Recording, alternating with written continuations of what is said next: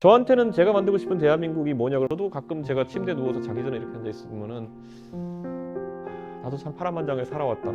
어릴 때 상계동에서 살면서 공부만 열심히 하면 잘 살 수 있어라는 아주 간단하면서도 거짓말 같은 명제를 믿고 살아가지고 올라오다 보니까 어쨌든 과학고등학교도 가고 그래서 국비 유학생을 하버드도 가고 하다 보니까 뭐 어쩌다가 병특하다가 박근혜한테 픽업돼가지고 정치도 하게 되고 어쩌다 보니까 또 내 하고 싶은 대로 살다 보니까 당대표도 하고 국회의원도 하고 있네. 그러면 저는 이게 저만의 얘기가 아니었으면 좋겠다는 생각을 하거든요. 그러니까 사다리가 살아있는 세상을 만들겠다라는 그런 생각을 정치를 하고 있는 거거든요. 내가 누리는 기회의 어떤 그런 자유로움을 모든 사람이 누렸으면 좋겠다. 기회가 열려있는 대한민국 만들고 싶다라는 메시지를 계속 얘기하고 싶은 거죠.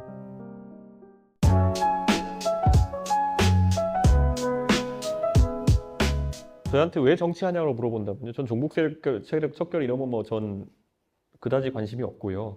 관심이 없다는 건 전 종북 세력이 대한민국을 위협할 가능성이 이제 거의 없다 보거든요. 저는 북한 TV 개방도 하라고 맨날 윤석열 대통령한테 했던 사람이에요. 그러다 보니까 저렇게 되신 것 같은데 저한테는 제가 만들고 싶은 대한민국이 뭐냐 그럼 종북 세력에 대해서 안전한 대한민국 이런 것보다도요. 제 삶의 이력을 보면 저도 가끔 제가 침대에 누워서 자기 전에 이렇게 앉아 있으면은 나도 참 파란만장하게 살아왔다. 어릴 때 상계동에서 살면서 공부만 열심히 하면 잘 살 수 있어라는 아주 간단하면서도 거짓말 같은 명제를 믿고 살아가지고 올라오다 보니까 어쨌든 과학고등학교도 가고 그래서 국비 유학생으로 하버드도 가고 하다 보니까 뭐 어쩌다가 병특하다가 박근혜한테 픽업돼가지고 정치도 하게 되고 어쩌다 보니까 또 내 하고 싶은 대로 살다 보니까 당대표도 하고 국회의원도 하고 있네. 그러면 저는 이게 저만의 얘기가 아니었으면 좋겠다는 생각을 하거든요. 그러니까 사다리가 살아있는 세상을 만들겠다라는 그런 생각을 정치를 하고 있는 거거든요. 그래서 제가 컨텐츠를 좋아하는 것도 있어요. 예. 실력 있는 놈이면 올라가는 게 맞지. 근데 실력보다 공정한 게 뭐가 있을까? 물론 경쟁하기 위한 그런 환경을 공정하게 마련하는 게 하나의 과제긴 하지만은 저는 그게 저의 목표고 여러분이 정치를 만약에 들여다보고 싶으시면요. 제가 2004년도에 미국에서 대학생일 때 기억나는 게 그때 아이팟이라는 게 나왔을 때거든요. 애플의 아이팟이라는 게. 그때는 MP3 플레이라는 게 있었어요. 요즘 이런 얘기를 하는 이유는 깜짝깜짝 놀랐는 게 그 이후에 태어나신 분들이 대학생들이더라고요. 그런데 그 아이팟이라는 게 이제 하얀색 하드 드라이브가 내장된 이 다이얼 돌리는 MP3 플레이어인데 1번 트랙이 그 당시 하버드 다니는데 1번 트랙이 전부 다 오바마 연설이었어요. 오바마가 2004년도에 미국 민주당 전당대회 DNC에서 연설을 한 게 바람잡이 연설하러 데리고 왔더니 너무 잘해가지고 존 케리가 묻히고 오히려 오바마가 뜬 그런 전당대회가 있거든요. 그리고 그 다음에 4년 뒤에 이제 오바마 신드롬을 일으키면서 대통령이 되죠. 그 안에 보면 생각보다 오바마가 내세웠던 비전이라는 것이 미국인들이 그냥 그거 듣고 울고 이러는데 되게 단순했어요. 예. 저도 그거 연설 거의 다 외우거든요. 한 3, 40분짜리 거 다 외우는데 처음 머리가 이렇게 시작하죠. 우리 아버지는 나에게 버락이라는 아프리카식 이름을 지어줬다. 왜냐하면 자유롭고 관대한 미국에서는 내 이름이 성공의 장애물이 되지 않음을 확신했기 때문이다. 네. 근데 그 말이 함축적으로 나타내는 게 얼마나 클까요? 네. 그걸 없게 표현하자 그러면은 흑인도 잘 살 수 있게 할게 뭐 이런 건데 그걸 그렇게 표현할 수 있는 능력이 있다는 게 오바마의 대단함이거든요. 그때 뭐 연설비서관이 있지 않았을 텐데 상원의원 당선된 사람이었으니까 그걸 그렇게 풀어냈다는 거. 그 다음에 보면은 네? 그 당시 이라크 전쟁이 그 당시 굉장히 중요한 미국의 논쟁 사안이었는데 이라크 전쟁을 찬성하는 애국자도 있고 반대하는 애국자도 있습니다. There are patriots who supported the war in Iraq and there were patriots who were against the war in Iraq 이렇게 딱 얘기했거든요. 이걸 이렇게 표현할 수 있을까라는 생각을 좀 그때부터 하는 거죠. 그 다음에 나온 게 그 유명한 그 흑인의 미국, 백인의 미국, 라틴 아메리카계의 미국이 따로 있는 것이 아닙니다. 오직 USA가 있을 뿐입니다라는 것도. 그러니까 어려운 문제인데 쉽게 표현한다는 생각이 약간 드니까 아 이게 정치 맛이구나 해서 저도 그때 2004년부터 오바마를 싫어하는 보수 쪽 대한민국 보수 쪽에서 오바마 싫어하는 사람 되게 많거든요. 왜 싫어하는지 모르겠어. 딱히 오바마 뭐 했는지도 모르고 그냥 그러니까 싫어하는 것 같은데 그런 게 정치의 멋이라는 생각을 저는 해요. 그러니까 예. 저는 그 정도의 비전은 저는 이번 대통령 선거에서 조기 대선이 치러지면 한번 내보고 싶어요. 예. 그래서 제가 전당대회에서 국민의힘 대표 당선될 때 그 연설문이 회자가 많이 되고 있었는데요. 저는 정치의 그래도 아직까지 본질은 그 말과 글의 멋에 있다 이렇게 봅니다. 저는. 그래서 그런 걸 좀 중요하게 보는 편이고 제 철학을 그렇게 표현하고 싶습니다.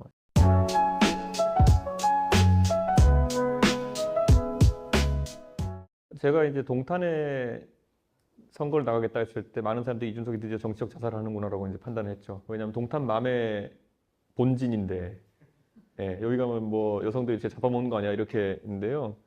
동탄맘들이 오히려 저를 많이 뽑았죠. 그래서 당선된 건데 국민의힘에서도 그렇고 민주당에서도 그렇고 이 사안에 대해 젠더 정치가 그 상당히 중요해진 이후부터는 심층 분석을 합니다. 다들 정당에서. FGI도 하고 여론조사도 많이 돌리고 하는데요. 20, 30대 표심을 가르는 거는 딱 한 가지밖에 없습니다. 미혼이냐 기혼이냐. 네. 미혼은 민주당 경향성이 짙어지고요. 기혼은 보수 경향성이 짙어집니다. 근데 그거는 거꾸로 말하면은 선후 관계가 요즘 세상에 선후가 옛날엔 결혼이 필수라고 생각하는 세상에서는 그게 결혼이 선후 관계가 먼저일 수 있는데 지금은 거꾸로 그런 성향 때문에 결혼을 하고 안 하고 갈린 걸 수도 있어요. 지금은. 그러니까 인과관계는 어떤 게 이제 중요한지 모르겠는데요. 그래서 이제 보면은 실제로 서울에서 한다는 그 진보계열 정치인들이 다 마포구에 출마하고 싶어하는 이유가 그겁니다. 예. 마포구에 가면 장애인 현수막도 있고 기본소득당 현수막도 다 있잖아요. 그게 뭐냐면 미혼 여성이 자기들 찍을 확률이 제일 높다는 걸 그들도 알아요. 예. 그럼 그건 어디서 발현되는 거냐 했을 때는 저희가 2022년 대선 때 분석했던 거는 35세부터 갈립니다. 35세부터 현격히 기혼 비율이 올라가기 때문에 거기서부터 윤석열 많이 찍었어요. 예. 제가 경험한 거로는 동탄에 가면 이제 동탄에는 동탄맘들이 보통 자녀가 2자녀, 3자녀인 경우가 되게 많거든요. 근데 2자녀, 3자녀인 동탄맘들은 거의 다 그 레디컬 페미니스트 되게 싫어합니다. 예. 왜냐면 이게 주장의 이제 궤를 보면은 이제 보면은 예를 들어 아들이 그러니까 자식이 둘이면요. 아들, 딸, 아들, 딸, 아들 이렇게 있으면은 75% 확률로 아들이 있거든요. 근데 여기서 이제 그 남성 비하적인 표현을 하는 사람들을 우선 기본적으로 좀 멀리하기 시작해요. 그러면. 근데 이제 그게 레디컬 페미니스트들이 힘을 잃는 시점이 35세 이런 지점부터고요. 그 앞에 이제 갔으면 이제 미혼 여성으로 가게 되면은 그 FCI라는 조사해 보면은 불안을 얘기만 해요. 불안. 예. 내가 충분한 교육을 받고 여성으로서 사회 진출했는데 여성이란 이유 때문에 받을 불이익 아니면 실제로 범죄에 노출될 가능성에 대한 그런 우려, 이 불안을 많이 얘기하거든요. 근데 그게 그 사회 진출, 대학교에 있을 때 거의 그게 다랍니다. 예. 저는 그거를 보여준 일면 중에 하나가 동덕여대 사태라고 이번에 보는데 이게 그게 다랍니다. 대학에서. 그 다음에 이제 자연 감세를 겪어놨거든요. 가보니까 세상에 살아보니까 이게 진짜 막 그런 세상은 아니네. 뭐 이렇게 자연 감세다가 결혼하면서 이제 확 이제 꺾이는 건데 이 사이클을 사실 우리가 의식적으로 바꾸긴 너무 힘듭니다. 예. 이걸 인위적으로 가가지고 설득한다는 건 쉽지 않고 2021년에 처음 이제 젠더 폴리틱스가 유의미하게 통계적으로 나타나기 시작했는데 그때 오세훈 박영선 보궐선거에서 이제 처음 등장한 거거든요. 그때 이대남이 77%가 오세훈을 찍고 막 이러면서부터 이게 막 그 경향성이 생긴 건데 그럼 그때 이대녀는 그러면 또 반대로 가가지고 민주당을 찍었냐? 그게 아니에요. 그러니까 근데 이게 저는 냉정하게 우리가 봤을 때 여성의당이나 아니면 그런 약간 진보적인 아젠다를 내세우는 정당들의 영역이 20대 여성들이 각광받는 거는 하나의 현상이 돼. 반대로 기성정당들이 쫓아가는 건 거의 힘든 거예요. 그거는. 예. 거의 힘들어요. 그러니까 그거는 국민의힘에서 아무리 대책회의를 해도 나오지 않는 답인 겁니다. 그런데 그거는 이제 교정 과정이 이제 자연스럽게 사이클로 이제 거쳐가지고 실제 그래서 윤석열 선거 기준 맞을 때 20대, 30대 여성 평균 내보면 반반입니다. 윤석열 이재명 찍은 게. 그러니까 그 20대 여성에서 여성의당 찍을 정도의 강성으로 나타나는 분들이 있어서 20대 여성에서 굉장히 그 세 보이는 그게 있는 그겁니다. 예. 그리고 참고로 통계를 그냥 이건 진짜 통계인데 말씀드리면은 국민의힘 역사상 20대 여성, 30대 여성 지지율이 제일 높았을 때가 이준석 당대표 때였습니다. 그러니까 이게 제일 황당한 거예요. 그러니까 이게 뭐냐면은 이게 그러니까 이준석 때문에 20대, 30대 여성 지지 못 받는다고 하도 그렇게 그 가스라이팅을 해가지고 진짜 그런 줄 알고 이준석 쫓아내 보니까 지금 수직 낙하해가지고 이제 지지율이 없죠. 이제 사실상 그 국민의힘 쪽에는 20대 여성 지지율이. 근데 저는 이거는 통계를 알고 나면 오히려 대책이 없는 그런 상황입니다.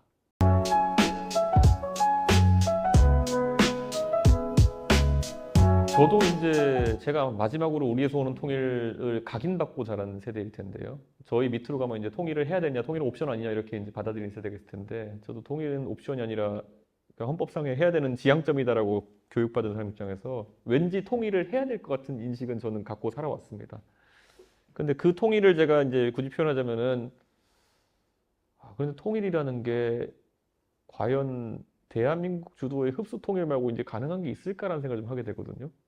그게 왜 그러냐면은 예전에는 체제 경쟁이라는 게 의미가 있었는데, 예를 들어 지금 대한민국과 그 북한이 만약에 합치는 상황이 생기면은 우리가 북한에 있는 것 중에 살릴 게 하나도 있을까? 제도 면에서 교육 제도를 살릴까, 경제 제도를 살릴까, 아니면 군 제도를 살릴까? 아무것도 없을 것 같거든요. 그렇기 때문에 실질적으로 이제 역사 문제 정도가 남게 되는 거거든요. 예를 들어 국립묘지와 혁명열사령을 동시에 인정할 것이냐. 예.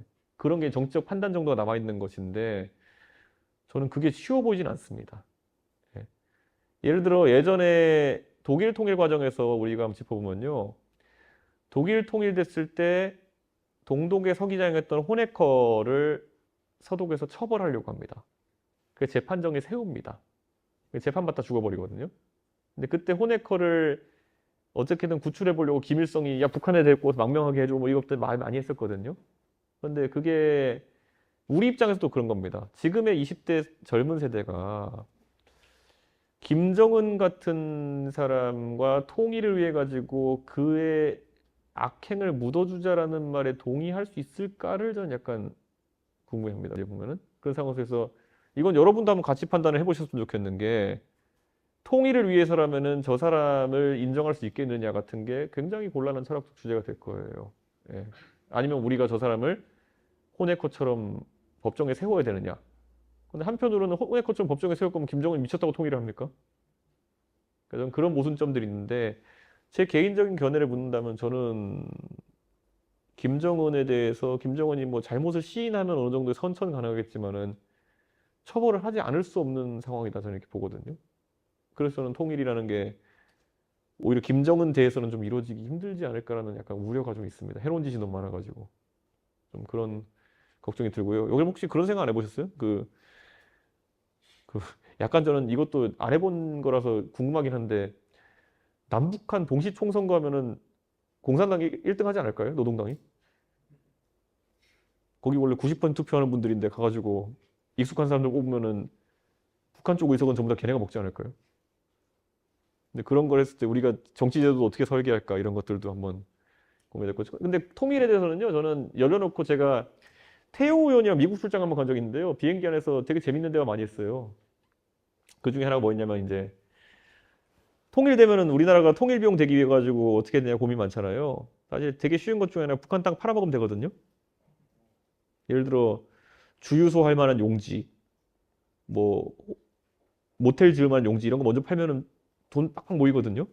북한에 주유소가 있어요. 근데 용지 엄청 많이 팔 수 있죠. 그런 것도 있고. 그런데 한편으로는 제가 태용 의원이랑 얘기해 보면서 고민했던 게 뭐냐면은 남한의 대한민국에 있는 많은 그 자산 불평등과 이런 것의 이유 중에 하나가 토지와 부동산의 불균형 때문인데 그럼 우리가 만약에 북한 땅을 획득하게 되면은 저 땅을 n분의 1 해가지고 북한 사람한테 나눠줄 것이냐 아니면 우리가 할 것이냐 아니면은 중국식으로 국유화 해가지고 우리가 토지 이용권을 팔아먹을 것이냐. 네.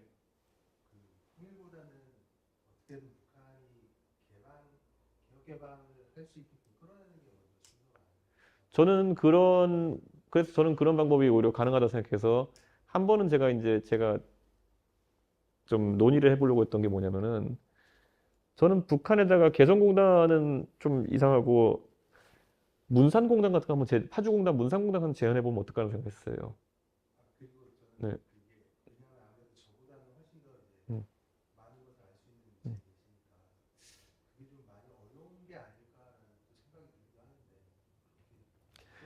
저는 제안을 던진 쪽은 자신감이 있어야 된다 보는 거거든요. 저는 예를 들어 항상 이제 봤을 때 아까 제가 문상공단의 개성공단의 대체제로 그런 거 얘기했던 게 보수 진영에서 개성공단에 대해서 굉장히 부정적으로 묘사했던 이유는 명확하거든요. 그러니까 어차피 거기에 인질 잡히는 형태가 되게 되는 것이고 결국에는 우리가 통제권이 없는 상황에서 가고 기업 네, 네, 네, 예, 예. 그런 건데 저는 우리가 주도권을 가질 수 있는 상황에서 개혁 개방이라고 한다는 거는 저는 충분히 제한할 수 있는 것이다.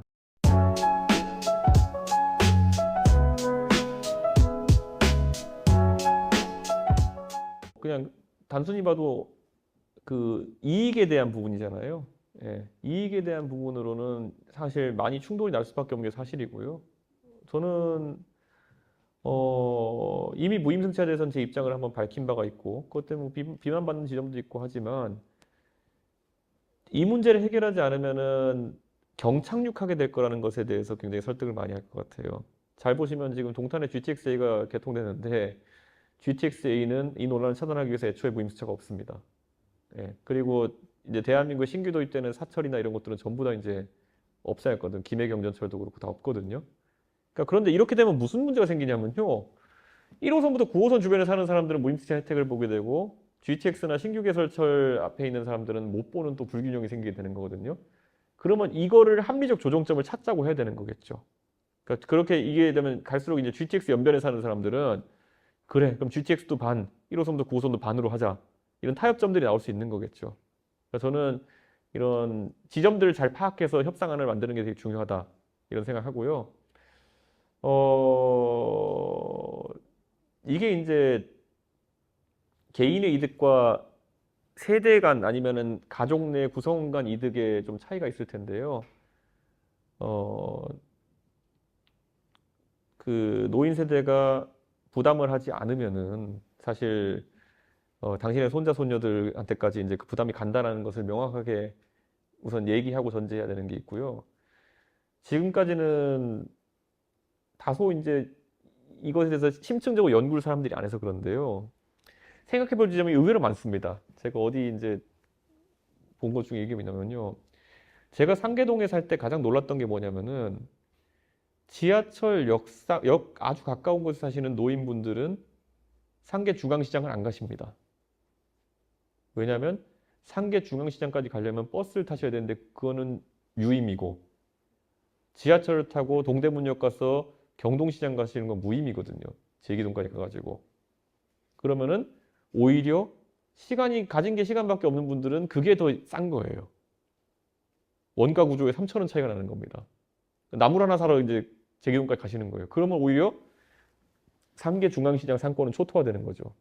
그러니까 저는 이런 문제까지 복합적으로 해가지고 사회적으로 다뤄봐야 된다.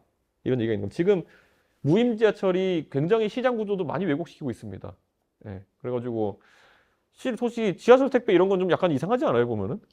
예, 지하철 택배 이런 거는 아니 수익자가 있는데 왜 비용을 부담 안 하지?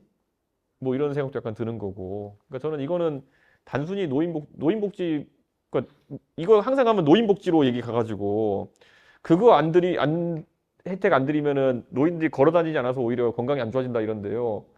그럼 저는 그렇게 얘기하죠. 아니 그냥 걸어 다니시라고 꼭 지하철을 타셔야 되냐고 그냥 아파트 한 바퀴 도시면 안 되냐고 이렇게 얘기하는데 이게 이제 싸가지 없는 표현이긴 한데 저는 냉정하게 이제 이런 걸 좀 토론해봐야 된다. 테이블에 올릴 겁니다, 저는.